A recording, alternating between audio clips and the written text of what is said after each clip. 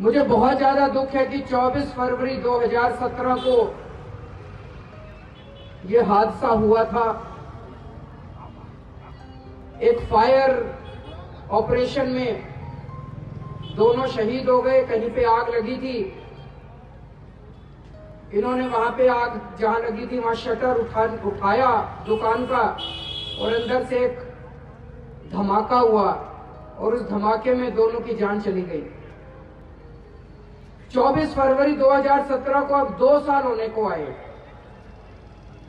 असली सम्मान तो तब होता अगर 24 फरवरी को यह हादसा हुआ था और हम मार्च के महीने में दोनों के परिवारों को ये 1 करोड़ रुपए की सम्मान राशि दे देते, तब असली सम्मान होता। आज 2 साल हो गए इन बातों को। जैसा अभी गुलाब सिंह जी ने बताया, हमारी सरकार 14 फरवरी 2015 को बनी थी। आम आदमी पार्टी, हम कोई नेता नहीं है, हमको नेतागिरी करनी नहीं आती, राजनीति करनी नहीं आती। आपके जैसे मामूली लोग हैं, सारे मामूली लोग इकट्ठे हुए, इन्होंने मिलकर आम आदमी पार्टी बना ली। पार्टी बनने के पहले हमारे दिल में एक दर्द हुआ करता था कि हमारे देश में अगर कोई खिलाड़ी सेंचुरी मार के आता है तो उसको 1 करोड़, 2 करोड़, 3 करोड़ की राशि दी जाती है। देनी चाहिए, मैं उसका बुरा नहीं कहता।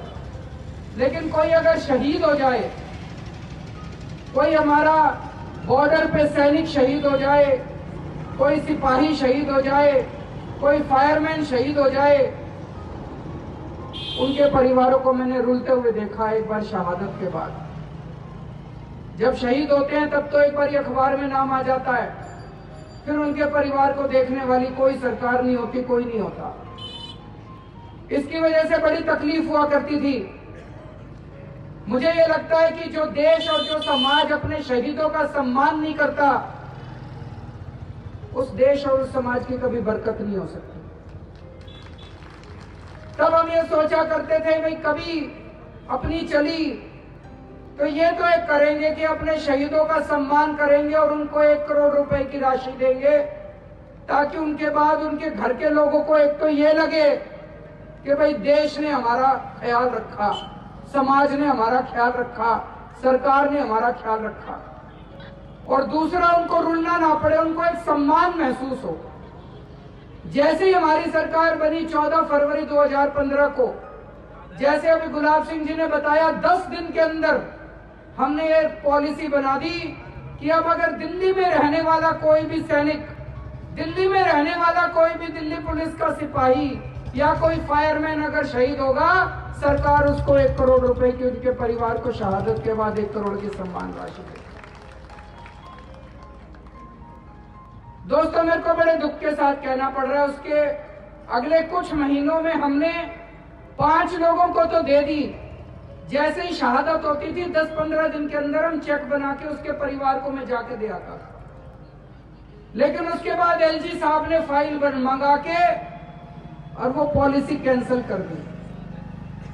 पिछले 3 साल से आप देख रहे हो कि दिल्ली के अंदर जिस किस्म की राजनीति चल रही है, उसकी मैं यहाँ पे चर्चा नहीं करना चाहूंगा। लेकिन हर काम में टांग अड़ाई जा रही थी, हर काम में टांग अड़ाई जा रही थी, चाहे वो सीसीटीवी कैमरे हो, चाहे मोहल्ला क्लिनिक हो। मुझे ये लगा कि बाकी सारी चीजों में राजनीति कर लेते, कम से कम शहीदों की शहादत के ऊपर राजनीति नहीं होनी चाहिए थी। ये बात ठीक नहीं थी। उन्होंने फाइल मंगा के खारिज कर दी पॉलिसी। 3 साल तक उस फाइल को क्लियर कराने के लिए मैं जद्दोजहद करता रहा। 3 साल तक बार बार हम लोग सारे एलजी साहब के पास गए, बार एलजी साहब के पास गए, हाथ जोड़े, पैर पकड़े। मेरे को बड़ी तकलीफ होती थी। इन दोनों परिवारों के सदस्य मेरे पास, मेरे घर कई बार आए। 14 फरवरी 2017 को जब यह हादसा हुआ था, मैं इनके घर आया था। मैं ऐलान करके गया था कि सरकार आपके परिवार को 1 करोड़ की राशि देगी, लेकिन मैं दे नहीं पाया क्योंकि पॉलिसी खारिज कर दी थी उन्होंने। उसके बाद ये लोग बार मेरे घर आते थे। मेरे को लगता था यार लानत है ऐसी जिंदगी के ऊपर, लानत है ऐसी मुख्यमंत्री की कुर्सी के ऊपर कि हम शहीदों को मेरे घर के चक्कर काटने पड़ रहे हैं, शहीदों के परिवार को। लेकिन दोस्तों जुलाई के महीने में अभी सुप्रीम कोर्ट का ऑर्डर आया। सुप्रीम कोर्ट ने दिल्ली सरकार की कुछ पावर वापस करी। अब हमको फाइलें एलजी साहब के पास नहीं भेजनी पड़ती। पहले सारी फाइलें एलजी साहब के पास जाया करती थी, अब एलजी साहब के पास हमें फाइलें नहीं भेजनी पड़ती। तुरंत हमने 4 जुलाई को सुप्रीम कोर्ट का ऑर्डर आया था, 10 दिन के अंदर तुरंत हमने वो फाइल मंगा के तुरंत वो पॉलिसी वापस बनाई।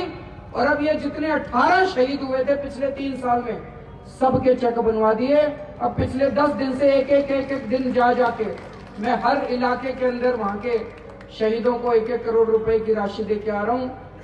आज मेरे को दोनों परिवारों से मैं माफी मांगता हूं, इस पूरे सिस्टम की वजह से